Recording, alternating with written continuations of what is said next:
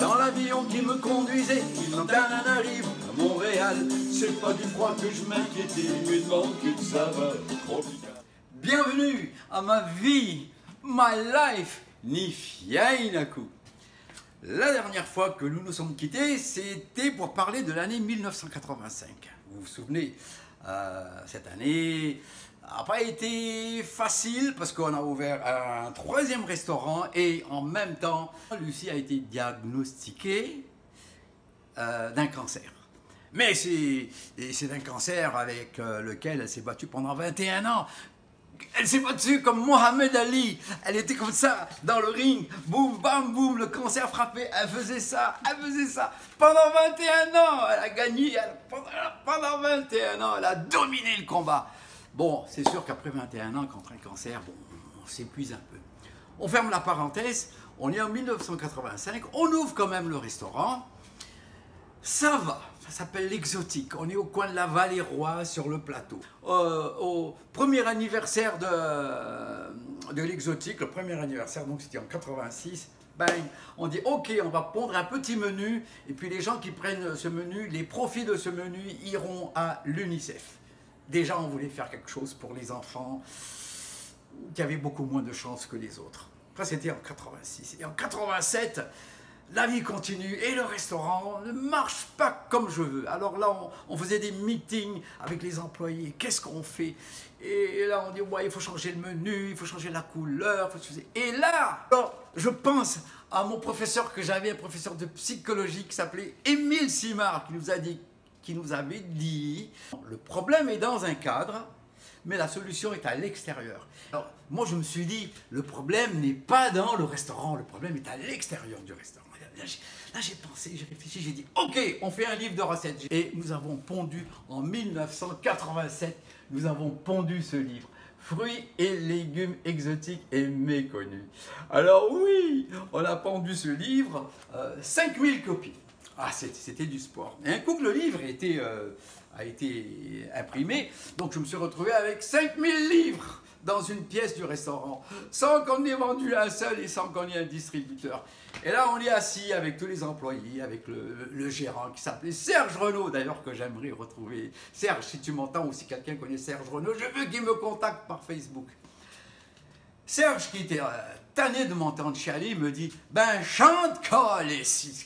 tel que il me dit « Chante, Coalis !» Je dis « Ok !» Là, je prends mon livre, ce livre, et là, j'ouvre comme ça par hasard, et bam, je tombe sur la Chayotte, à cette page. Alors, je prends Chayotte, et là, je dis Chayotte, Chayotte, Chayotte, Chayotte, Chayotte, Chayotte, Chayotte. Je dis, j'ai la toune, je vais l'appeler Chayotte, Chayotte, je vais chanter Chayotte, Chayotte. Si les Beatles ont fait na, na, na, na, na, na, na pendant 10 minutes, ben moi, je vais dire Chayotte, Chayotte, Chayotte pendant 10 minutes, et je l'ai fait. Et puis, qu'est-ce qu'on a fait? Alors, le disque Chayotte, Chayotte, ça donne cela. Alors j'ai fait le disque avec 45 tours. J'ai fait ça avec Jean-François Fabiano, que vous savez, Jean-François Fabiano, c'est pas n'importe qui, là, c'était l'arrangeur à plusieurs grands musiciens, dont Robert-Charles Bois. Ensuite, on est allé mixer ça dans le studio à Jean Roussel. Et à cette époque-là, en 1986-87, Céline Dion revenait avec Incognito et elle faisait ça dans le studio à Jean Roussel et on se croisait. Mais nos carrières n'ont pas fini de la même manière. Elle a fait Incognito, je recommence ma vie. Puis moi j'ai fait Chayotte, Chayotte. Anyway, on se retrouve avec le disque et puis là je dis ok, voilà ce qu'on va faire. On va prendre le livre, on va mettre un disque à l'intérieur comme ça ici, c'est ce qu'on a fait. Et là, avec Lucie, on a sillonné tout Montréal, Canada. On a porté des livres comme ça partout. Et là, on s'est dit, ok, on va se croiser les doigts, on va voir qu'est-ce qui va se passer. Une semaine plus tard, Radio-Canada m'appelle. On me dit, monsieur, on va vous faire passer au Démon du Midi avec Suzanne Lapointe. Et vous allez chanter votre chanson, la Chayotte, et ça donne ceci. Le secret, c'est tout le monde veut savoir votre secret. Tout le monde veut savoir mon secret. Oui. Est-ce que vous voulez avoir mon c'est secret? possible? Et bien sûr. Alors, mon secret, c'est celui-ci. D'accord? Oui. 1, 2, 3, 4. Ouais!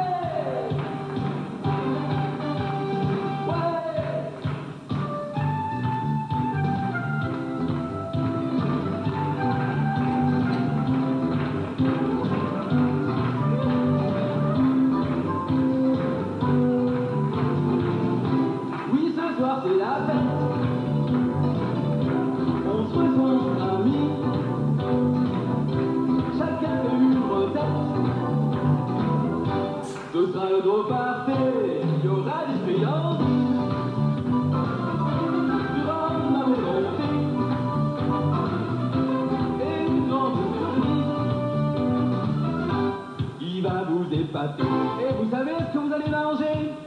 La chayotte, chayotte, chayotte.